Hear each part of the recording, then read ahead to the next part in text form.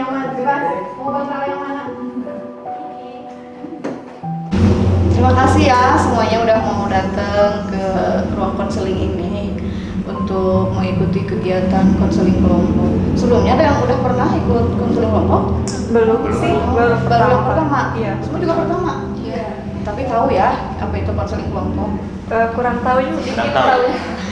Ya jadi intinya konseling kelompok itu tujuannya untuk membantu menuntaskan masalah salah satu dari konseling dengan menggunakan dinamika kelompok gitu. Jadi kita semua saling memberi saling menerima gitulah ya. Iya. Gitu. Jadi ada dari konseling kelompok ini kita itu bisa belajar untuk terbuka terhadap diri sendiri dan juga orang lain gitu. Kita juga belajar untuk percaya terhadap diri sendiri dan juga percaya dengan orang lain gitu ya. Oke, ini sebelumnya udah saling kenal, udah satu sama lain, udah tahu nama-namanya? Enggak sih, ada yang kenal, ada yang enggak juga. Oh, ya tuh kalau belum ada yang kenal, kebetulan saya juga hanya beberapa yang saya tahu ya. Kalian perkenalkan dulu ya nama kalian masing-masing. Dimulai dari mana? Dari kanan atau dari kiri? Dari sini aja deh. Kiri. Dari kiri.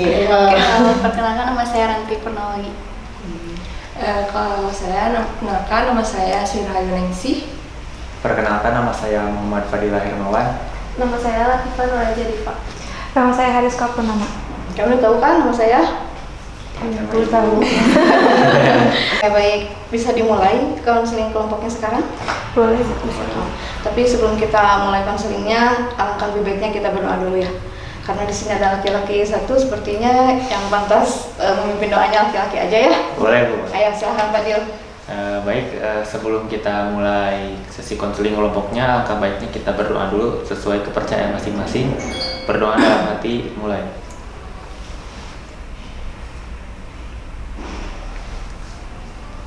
Berdoa selesai. Baik, sebelum kita mulai, Ibu akan mengutarakan dulu ya bahwa di dalam konseling kelompok itu ada 3 azas yang harus kita terapkan ya. Yang pertama itu adalah azas kesukarelaan. Kalian datang ke sini itu dengan sukarela diri sendiri ya, tidak ada paksaan dari siapapun ya. Yang kedua ada azas keterbukaan.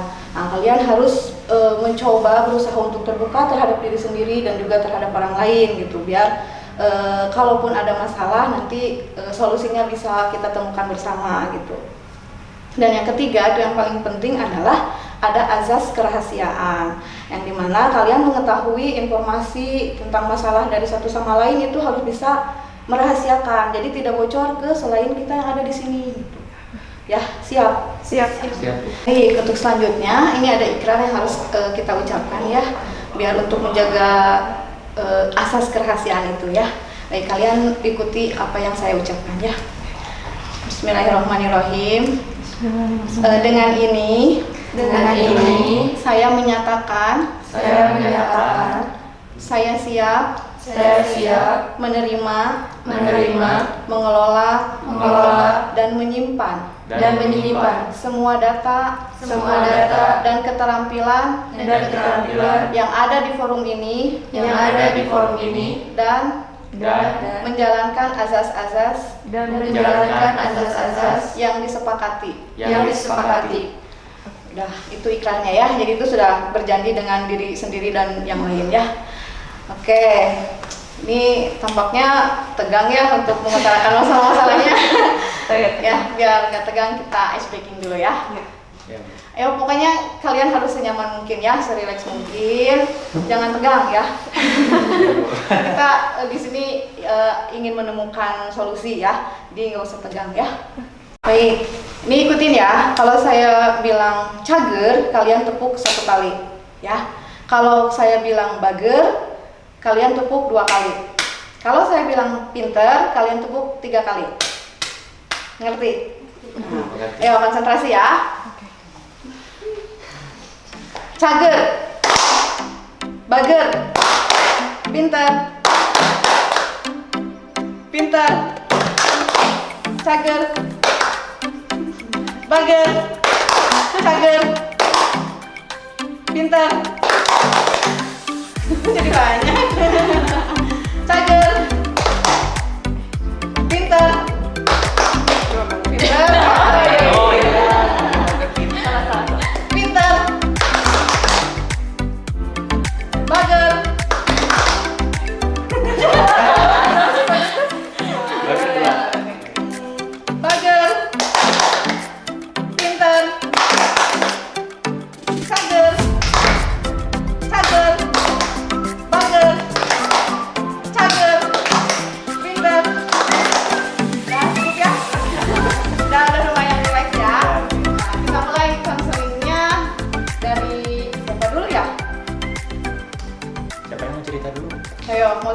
belum. Ya udah aku dulu ya karena dari sana tadi.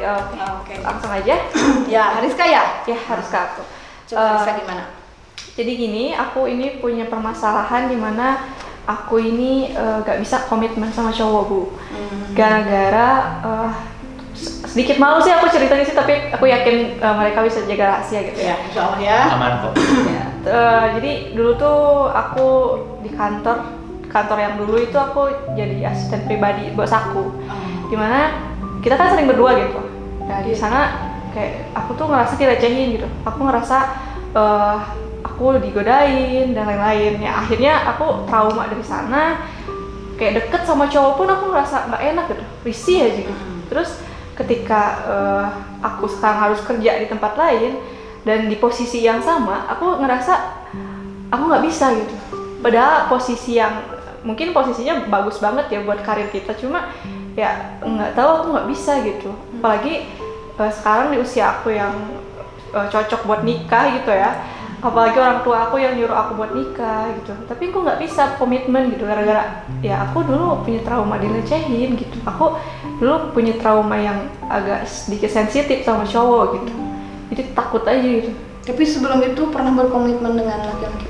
Pernah, cuma kayak dulu nggak kayak bos aku lah dulu gitu ya. Dia genit banget gitu, apa-apa kayak deketnya kayak nyuruh tapi kok sambil megang pundak gitu. Jadi ngerasa, aduh aku nggak bisa komitmen sama orang, aku takutnya aku malah diginiin. Terus ditambah ketika aku kerja dulu, si bos aku tuh kalau misal aku agak sedikit tegas, dia tuh balik ngambek dan kayak main fisikal sama aku, kayak mukul lah, ngelempar pulpen lah, apalah. Jadi kayak aku takut juga ketika cowok aku nanti jadi suami aku bakal ngelakuin hal yang sama gitu ke aku. Gitu. Kayak tergantung dia gitu ya, dia lagi seneng dia gimana gitu ya. Iya kayak gitu. Jadi sekarang aku takut gitu komitmen. Tapi kan sebelumnya pernah berkomitmen dengan laki-laki tidak seperti itu kan? Ya tapi ya pengalaman aku udah bikin aku trauma buat itu. Jadi belum berani mencoba lagi gitu ya? Belum, nggak mau. Bukan berani, nggak mau. Tapi kan harus tetap dicoba. Ya mungkin nggak tahu gimana caranya. Gimana aku caranya tahu. Oke, gimana tuh yang lain? Agak malu aku sedikit. Jangan malu ya. Mungkin ada yang sama juga gitu ya. Coba itu dari Hariska ya. Nah, sekarang yang lain gimana? Siapa dulu? Langsung ke Lala. Kalau Lala gimana, Lala? Jadi kalau aku dulu pernah punya cowok gitu, tapi orang jauh, dikenalin ke orang tua tuh orang tua nggak mau, kayak nolak gitu, jangan sama orang yang jauh, jadi takut ke akunya gimana katanya gitu. Nah dari situ tuh kayak aku tuh kecewa gitu karena ya kayak udah ngerasa klop aja sama cowok ini tuh gitu. Secara hati? Iya gitu, sama orang tua kan nggak boleh. Ya udah akhirnya aku nurut, tapi sampai sekarang kan saudara tuh suka pada nanya gitu keluarga kayak kapan nikah kayak gitu, tapi kan Kak Amelia tuh jadi apa sih gitu, jadi kayak kesel gitu karena ingat waktu dulu di itu sama orang tua ditolak gitu. Nah udah gitu dijodohin juga nggak mau karena ya dulu juga orang tua nolak, aku juga boleh nolak dong kayak gitu. Jadi tapi nyari pasangan sendiri juga nggak mau lagi gitu, tapi jodohin juga nggak mau. Jadi maunya gimana Sob? Yang nggak mau. Nggak tahu maunya. Tapi sekarang nggak ada yang ngedeketin? Ya mungkin ada, tapi akunya kayak enggak gitu. Gitu ya. Oke, itu Lala. Yang lainnya Fadil ya? Ya, kalau Fadil gimana dia? Gimana dari mana ya? Ini sih Bu, kalau saya tuh trauma sama wanita Bu. Wow, trauma sama wanita. Kamu nggak takut di sini? Kayaknya wanita sama lo. Bukan trauma yang seperti itu, maksudnya trauma menjalin hubungan dan berkomitmen sama wanita gitu. Karena saya tuh pengalaman dari kecil oleh ibu saya, nenek saya, itu mereka tuh orangnya keras Bu. Jadi apa-apa tuh main fisik, apa-apa tuh main pukul. Saya sering kena marah, salah dikit dimarahin, salah dikit dihukum sama ibu sama nenek saya. Jadi saya pikir ya semua wanita itu sama gitu. Oh, jadi kalau nanti Fadil ada pasangan takutnya dimarahin juga sama pasangan gitu ya? Ya kurang lebih gitu Bu. Jadi saya takut nanti kalau saya punya istri juga saya digituin sama istri saya gitu. Jadi kayak susis bu, suami takut istri. Oh gitu ya. Tapi sebelumnya pernah Pernah? menjalin hubungan dengan perempuan? Belum pernah bu. Dengan laki-laki enggak ya? Enggak, enggak, saya masih normal. Jadi belum pernah menjalin hubungan sama wanita bu, karena emang saya lihat ibu sama nenek saya kayak gitu, jadi saya juga takut gitu, takut kalau nanti misalnya saya menjalin hubungan sama wanita, ternyata wanitanya sama aja gitu bu. Kita enggak ya? Harusnya gitu enggak? sih Enggak ya? aku mah. Tapi ada ini enggak? Ada keberanian untuk mencoba enggak? Mungkin belum tahu ya bu ya, saya juga masih trauma gitu bu, jadi belum tahu berani mencoba atau enggak gitu. Tapi mau?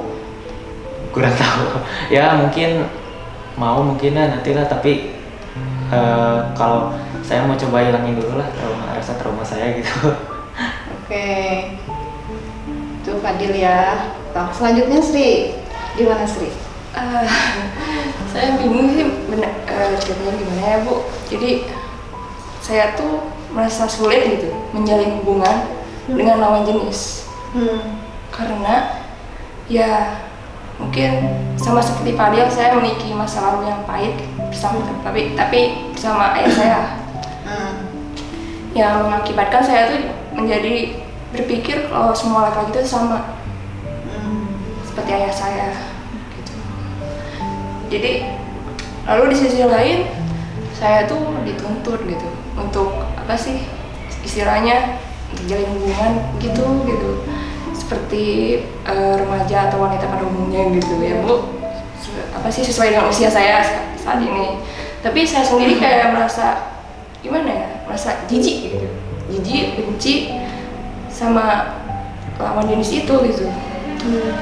Dan selama saya hidup itu saya selalu menjaga jarak gitu Dengan laki-laki? Iya, jadi sampai saya dibilang jutek gitu sama laki itu. Karena itu lagi gitu, karena saya tuh setiap melihat mereka tuh selalu memikirkan ayah saya gitu, setiap melihat ayah saya gitu. Jadi itu aja sih bu. Gitu ya Sri. Sekarang terakhir nanti gimana nanti? Kalau saya sama ya kayak Sri, saya sulit untuk berkomitmen dengan laki-laki gitu karena pernah beberapa kali berpacaran gitu ya sama laki-laki yang memang mereka tuh apa ya selalu mengecewakan gitu bu. Jadi hubungannya tidak bertahan dengan lama gitu. Nah dari situ merasa kayak ya udahlah, jadi malas gitu untuk berkomitmen dengan Karena berpikir ujung-ujungnya bakal sama gitu ya. Iya, tapi ada tuntutan. Kalau sering ya. Tapi ada tuntutan juga dari orang tua untuk segera menikah. Sempat dijodohkan juga, tapi saya langsung menolak. Jadi itu kesulitan untuk berkomitmen aja. Itu dijodohkan berarti pilihan orang tua. Iya, karena saya yang tidak mau gitu, tidak mau. Kalau pilihan orang tua, kalau yang terbaik itu gimana? Saya tidak yakin. Ya itu yang pasti sih keyakinannya. Oke, sepertinya dari semua ada kesamaan ya. Ya bisa jadi kalian menganggap paling bermasalah gitu ya. Ternyata setelah datang ke sini ada yang masalahnya lebih berat ya. Gitu ya. Kira-kira nih siapa yang paling berat ya masalahnya? Kalau menurut saya juga tes Sri sih kayaknya masalahnya paling berat gitu. Sri ya, coba Sri bisa lebih detail lagi ceritanya seperti apa? Lebih ke masa lalu saya bu. Baiklah. Jadi gini ya bu. Jadi waktu kecil saya akui sendiri kalau ayah saya tuh pemabuk, suka judi. Saat ibu saya tuh kerjanya tuh shift malam gitu bu. Jadi saya tuh di rumah tuh cuma saya dan adik saya sendiri. Jadi saya tuh hanya menjaga rumah dan adik saya sendiri. Setiap malam ayah saya selalu datang. Dan saya selalu ingat kejadian yang pertama kali waktu itu saat hujan. Hujan petir ya bu. Saya benar-benar bisa ingat gitu ya bu, ingat pas kelas gitu. ayah saya selalu datang dengan keadaan mabuk. Dia membawa sabuk celananya, serta apa ya? Saya nggak tahu itu apa namanya ya, entah sejenis penggaris atau apa yang dia biasa untuk memukuli saya. Dia selalu datang ke kamar adik saya dan saya, dan dia selalu menawari untuk silakan kamu pilih, kamu mau pilih dipukul oleh sabuk atau benda saya yang satunya lagi gitu, Bu, si pemukul itu. Dia tuh menanyakan pada adik saya, Bu. Lalu saya pun, ya saya sebagai kakak ya harus melindungi adik saya. Akhirnya saya nggak bisa berkata apa-apa waktu itu ya, soalnya saya masih kecil. Saya akhirnya menyuruh adik saya untuk mundur, dan saya lebih untuk ayah biarkan aku aja dipukul oleh ayah. Serah ayah mau pakai sabuk, mau pakai apapun, silakan pukul aku ayah. Demi melindungi adik. Iya. Saat itu Sri usia berapa tahun? Saya masih ingat waktu itu saya masih umur 10 tahun gitu. Dan adiknya? Adik saya masih umur TK, berarti 6 tahun kayaknya, 5 tahun. Jadi semenjak saat itu ayah saya selalu melampiaskan segala emosi, masalahnya, apapun itu kepada saya tanpa sepengetahuan ibu saya. Dan saya pun gak berani gitu untuk cerita ke ibu saya, karena ayah saya sendiri mengancam saya jika saya melakukan, mungkin dia akan membunuh saya. Ya, seperti itu, Bu. Jadi di usia saya sekarang, saya jadi mikir kalau mungkin laki-laki itu baik di awal gitu. Enggak taunya pas udah nikah, pas udah memiliki anak gitu, saya udah berkeluarga, mungkin sifat aslinya kayak keluar gitu kan, Bu. Nah, saya tuh takut gitu, Bu. Setiap saya melihat laki-laki, saya pasti mengingatkan pada figur ayah saya sendiri, padahal ayah saya sudah meninggal saat ini. Sudah beberapa tahun yang lalu sudah meninggal. Tapi saya tetap teringat. Itu sering atau hanya sekali itu aja, saat itu aja? Sering, Bu. Jadi udah kayak santapan setiap hari gitu, Bu. Jadi korban kekerasan ayah saya sendiri. Dan saya tidak pernah menceritakan ini pada siapapun gitu, Bu. Termasuk ibu sampai saat ini belum tahu? Saya belum sempat menceritakannya karena ibu saya juga sudah meninggal. Nah, mungkin hanya adik saya, tapi adik saya juga bingung harus gimana gitu, Bu. Saya juga selalu berkata pada dia kalau nggak usah dimasalahkan gitu, aku nggak apa-apa gitu. Padahal kalau pikir-pikir ya ini mengganggu saya juga ya, Bu. Akhirnya jadi membuat hidup saya tidak sejahtera gitu. Gitu. Karena berpikir laki-laki itu akan sama seperti ayah Sri gitu ya? Iya, saya takut banget dulu.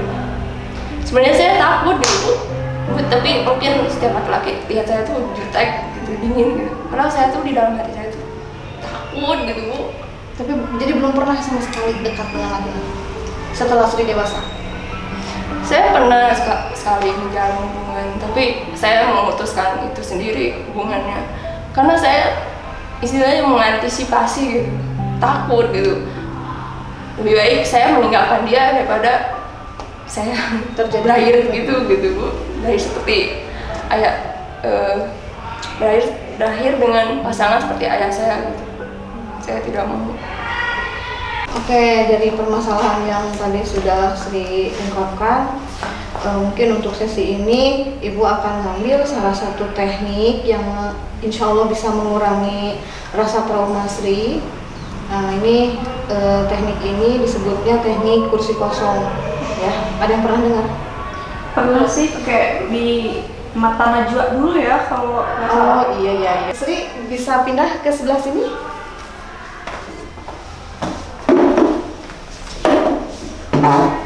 Ayo Sri duduk aja di sini. Ini di depan Sri kan ada kursi, ya. Anggap aja di kursi ini ada ayah Sri lagi duduk, ya. Coba bayangkan di situ ada ayah Sri lagi duduk. Coba saat Sri usia 10 tahun, ayahnya datang dengan kondisi mabuk, lalu memukuli Sri dan adiknya. Saat itu Sri tidak bisa ngapa-ngapain, tidak bisa melawan, tidak bisa ngomong apapun. Nah, saat ini di situ ada ayah Sri. Apa yang mau Sri katakan sama ayah Sri?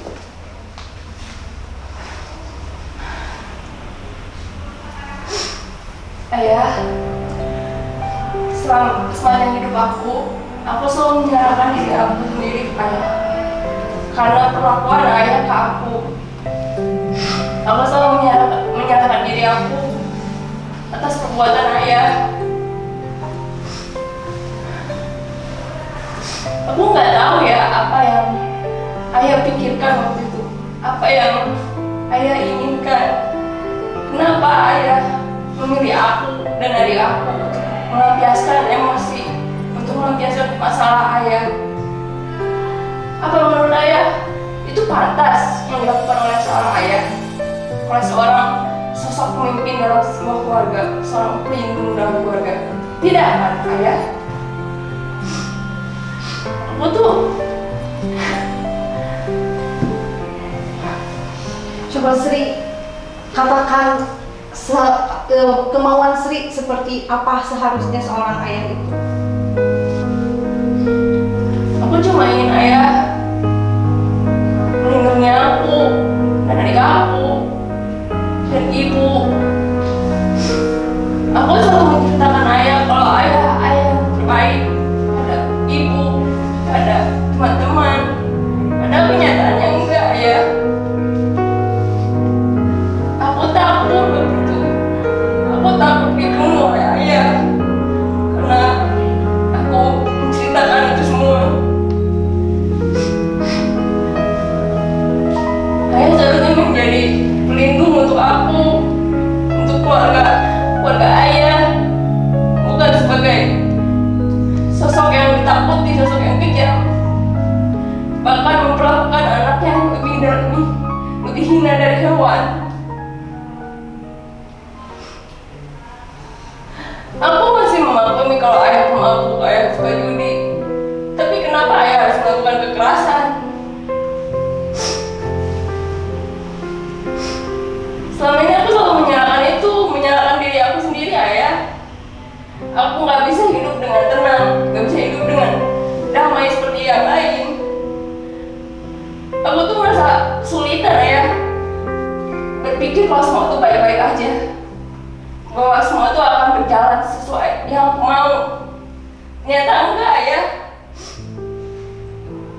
Yang harusnya aku tuh menjalin hubungan, menjalin keluarga di usia aku saat ini.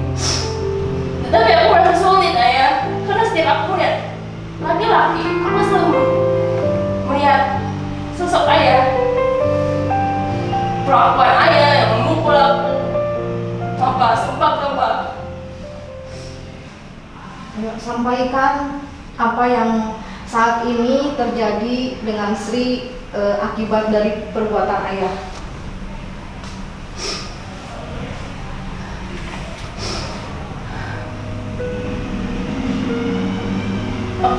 Aku nggak merasa tenang, ayah. Walaupun ayah udah tiada, tapi sosok ayah tuh, kenangan dari ayah itu aja yang aku ingat, ayah.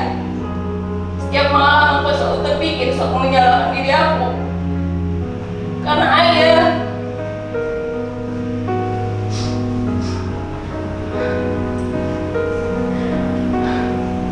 Saya mencoba move on gitu. Aku mencoba move on untuk lebih baik lupakan. Tapi saya nggak bisa lupain itu semua.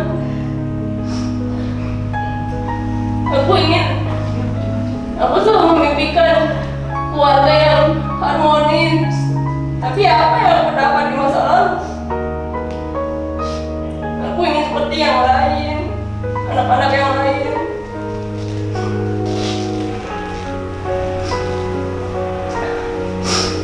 Tapi aku percaya kalau apa yang ayah lakukan itu membuat aku kuat, menjadi pribadi yang kuat di masa aku sekarang.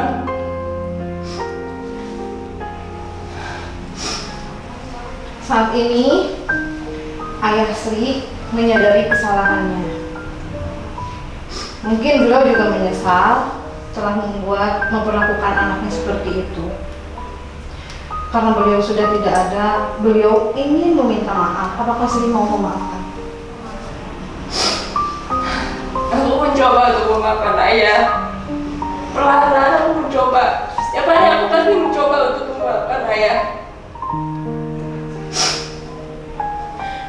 Walaupun aku sendiri merasa kesal karena aku merasa kok nggak cepet ya, kok merasa aku belum bisa memaafkan ayah. Tapi aku tetap mencoba ya untuk memaafkan segala apa yang ayah lakukan di masa lalu.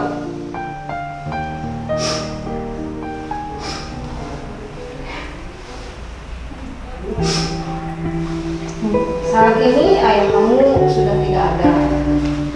Yang ayah butuhkan adalah doa dari anak-anaknya. Apakah kamu ikhlas, ridho, bisa mendoakan ayahnya agar ayah mendapatkan tempat yang terbaik di sana?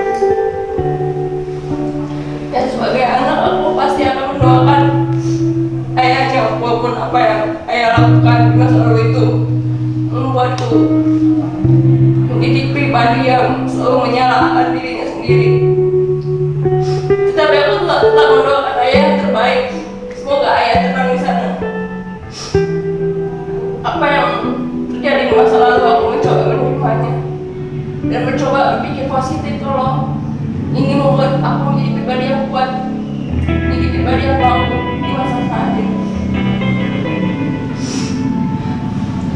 Cukup tenang, cukup tenang. Ya, Gimana rasanya? cukup bergabung. Cukup enggak? Alhamdulillah ya. Bisa kita bagi hidungnya.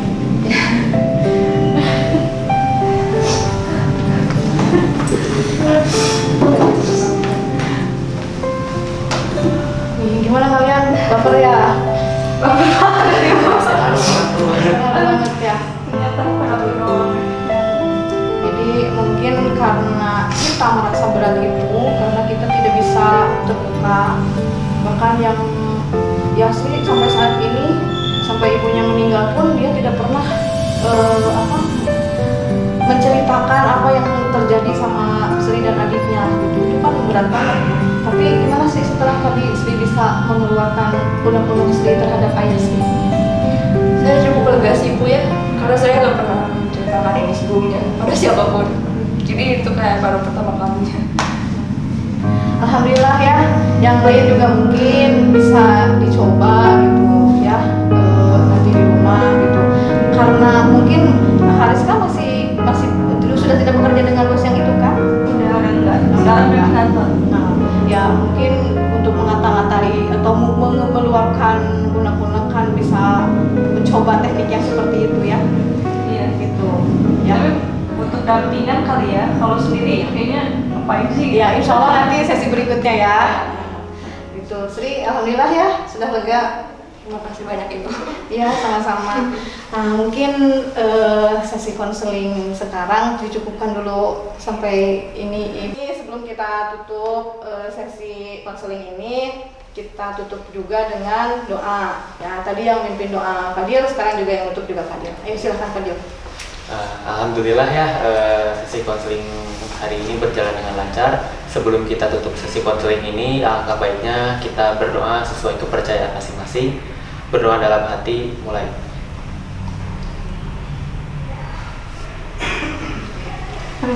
Berdoa selesai. Terima kasih kalian sudah mengikuti kegiatan konseling ini dengan baik dari awal sampai akhir.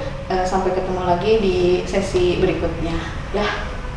Terima kasih. Assalamualaikum warahmatullahi wabarakatuh. Waalaikumsalam. Terima kasih. Terima kasih, Ibu. Izin pamit kami Ya,